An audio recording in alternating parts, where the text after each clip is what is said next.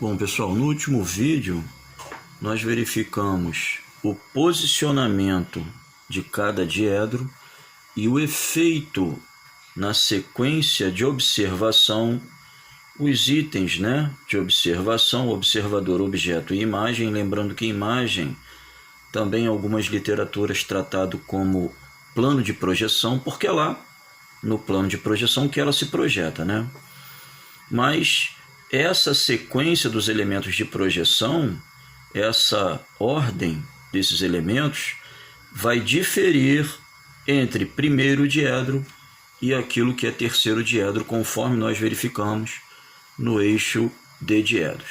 Mas o que realmente essa sequência e o posicionamento de cada diedro vai interferir no momento da nossa interpretação?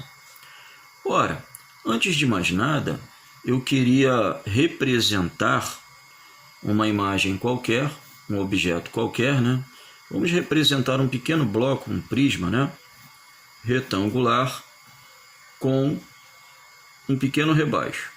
Então nós vamos representar usando ambos os critérios. Vamos usar o critério de primeiro diedro e vamos depois usar o critério de terceiro diedro. Ora, sendo em um ou outro diedro, nós poderemos representar a vista frontal da maneira como nós quisermos verificar a vista frontal.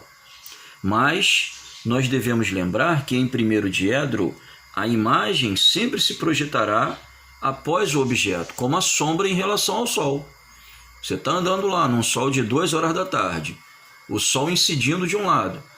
Óbvio que a sombra vai se projetar do outro. Aliás, se a sombra estiver do mesmo lado do sol, corre, Que já não é mais sombra, é assombração.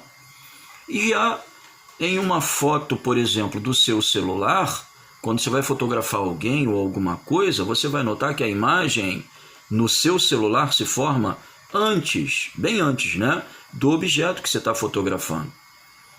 Então, assim como o primeiro diedro, nós podemos fazer uma analogia com a sombra e até mesmo com o raio-x, o terceiro nós poderíamos também fazer uma outra analogia com a respeito da fotografia. Tá bom? Então, uma coisa em primeiro diedro, a imagem depois do objeto. Num outro momento, imagem antes do objeto, terceiro diedro.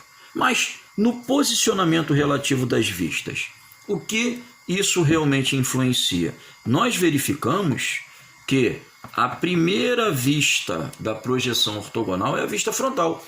E ela está lá, Vou até anotar aqui, E para efeito, de uma melhor compreensão, eu vou colocar a vista frontal desse objeto que a gente está representando aqui, e vamos representar as 6 vistas, como se fosse o próprio objeto representado.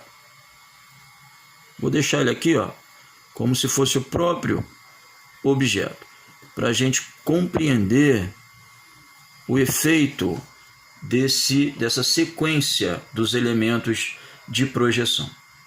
Ok? A segunda vista, e aí a gente está usando o primeiro diedro, A segunda vista não é a vista superior? Pois é, olha para cá, Nosso observador, ele tem que estar observando o plano superior. E aí ele estará lá, observando o plano superior. Ele vai ter, então, uma imagem desse plano superior. Olha lá nosso observador lá. Para ficar melhor um pouquinho. Tá lá, nosso observador. A imagem formada, vamos tomar a vista frontal, já que ela não obedece ao critério de posicionamento relativo. Todas as outras que terão seus posicionamentos relativos em relação à frontal. Muita gente discute, ensina até isso aqui, muito equivocadamente. Mas são as outras vistas, as 5 outras, que têm seus posicionamentos em relação à frontal. Mas vamos brincar aqui, observador, tá lá, primeiro diedro, Depois segue-se quem? o objeto, o local onde nós observamos determinado plano que vai formar determinada vista. E se esse cara é o observador, seguindo-se de objeto, o que ele vê aqui, ó, o plano superior que ele observa aqui, será projetado abaixo da vista frontal. Essa, então, será a vista superior. Como se fosse o observador, o Sol, incidindo sobre o plano superior do objeto e a sombra se projetando lá embaixo. Então, em primeiro diedro, vista superior se projeta abaixo da vista frontal. A mesma coisa vai acontecer com a vista lateral esquerda. Se eu trouxer esse observador para cá, ó, e ele observar o plano lateral esquerdo, a vista formada pela observação desse cara, do observador, como se fosse a sombra, ó, vai estar ou se postar à direita. Essa será a vista lateral esquerda. E daí, acho que a gente nem mais precisa das 3 dimensões, como se fosse o próprio objeto na vista frontal, mas daí, a partir dessas 3 que são as principais, ou melhor, as preferenciais, nós podemos ir para as demais, usando o mesmo princípio. Se eu preciso da 4ª vista, a vista lateral direita, já sei que eu observo desse lado, mas ela se projeta do lado esquerdo. Então, a vista lateral direita estará à esquerda do objeto. Está lá, ó, lateral direita. A vista inferior, aquela que a gente observa o plano inferior, vai se projetar acima da vista frontal. Isso devido à sequência de projeção de primeiro diedro. Se eu quero a vista inferior, o meu observador tem que estar lá embaixo, ó, olhando para cima. Observador, objeto, imagem. Não é essa a sequência? Pois é, vista inferior. Bom, a vista posterior, a 6ª vista, né?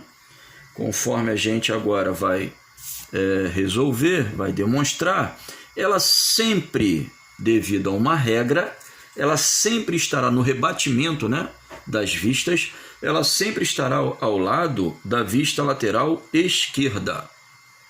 Tá bom? E ela vai estar aqui. Agora, eu queria que você observasse o seguinte. Se a gente está vendo lá por trás, ó, eu estou lá por trás olhando lá. Ó. O meu rebaixo está à minha direita. Aqui pela frente ele está à minha esquerda. Mas lá por trás ele estará à minha direita. Então, no momento de rebater, o rebaixo precisa permanecer à direita. Isso é mais conhecido como efeito espelho. Essa, então, será a nossa vista posterior. Você chegou de frente para o seu espelho, né? Escovar os dentes, fazer uma barba, arrumar o cabelo, de manhã, né? Cheio de sono, olhou para aquele cara que está lá no espelho, né? Quase você não reconhece aquele cara. E aí resolveu dar uma coçadinha na orelha esquerda. Caraca, aquele cara coçou a orelha direita. Isso é o efeito espelho, né? A gente até pode se assustar, mas é bem natural que isso aconteça. Então notem que, em primeiro diedro, gente, vista frontal, soberana, ela não tem posicionamento relativo. Quando o projetista inicia a série de vistas que ele precisa projetar, ele vai considerar apenas os critérios de layout, distribuição das vistas na prancha, seja ela A4, A3, A2, A1 ou A0. Distribuição, também ele vai considerar a quantidade de vistas que ele vai utilizar, tamanho da prancha, escala utilizada, mas a vista frontal é soberana. Apenas esses critérios, os critérios de layout, é que vão, então, conduzir o projetista na projeção da vista frontal.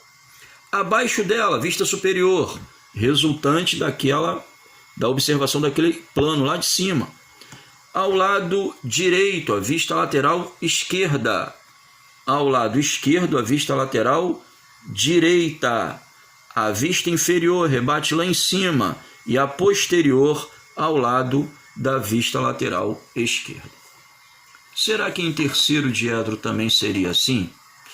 Porque aqui a sequência de projeção tem a imagem antes do objeto. Então, se essa aqui é a frontal, qual será o posicionamento relativo das vistas em terceiro diedro, uma vez que a imagem se projetará antes do objeto? Vamos lá. Vista superior. Mas espera aí. Antes, o meu observador está lá, ó. Não é? Ele está olhando lá para o plano superior. Mas antes do objeto, antes do local onde ele observa, e será então a partir dessa observação formada a imagem, antes do local, antes do objeto, existe aí imagem. Espera aí. Então, a vista superior em terceiro diedro estará acima da vista frontal. Em primeiro diedro, acima da frontal, quem é? É a inferior. Então, entre primeiro e terceiro diedro, pode ocorrer uma confusão enorme se você não determinar muito bem primeiro, qual o diedro, né? Em qual diedro está representado o desenho técnico, mas se você não tiver um bom domínio também desses diedros, ok? Vista lateral esquerda, estará à esquerda mesmo. Muito de mau jeito, né, gente? Então, a vista lateral esquerda estará à esquerda da vista frontal. Lateral direito, que eu vejo por aqui, ó, estará aqui mesmo, vai ser rebatida à direita. A vista lateral direita estará rebatida à direita. Vista inferior vai se projetar abaixo da vista frontal. E a posterior, aquela última vista, sempre ao lado da vista lateral esquerda. Primeiro diedro ela tá lá. Aqui é a mesma coisa, vai se projetar ao lado da lateral esquerda, tá bom? Novamente, olhando lá por trás, meu rebaixo estará à minha direita. Então, ó, ele precisa aqui permanecer à minha direita. Simples assim. No entanto, existe uma possibilidade enorme. Digamos que você queira, na mecânica de auto, por exemplo, instalar, mas você não sabe o que é carro, nunca viu um carro. Isso acontece na mecânica todo dia com vários componentes e vários sistemas diferentes, e cada dia a tecnologia traz uma coisa nova para você. Mas digamos que você queira instalar um escapamento em um Fusca e você não sabe o que é Fusca, nunca viu o carro, nunca viu o escapamento, muito menos o modelo que você está lidando. E você olhou lá no desenho técnico e fez confusão aqui, ó. Não sabe, nem domina primeiro nem terceiro diedro, os posicionamentos relativos das vistas. Existe uma chance enorme de você instalar esse escapamento no teto do Fusca, se simplesmente você não tiver o domínio desses diedros, tá bom? No próximo vídeo a gente vai aprender a interpretar esses diedros.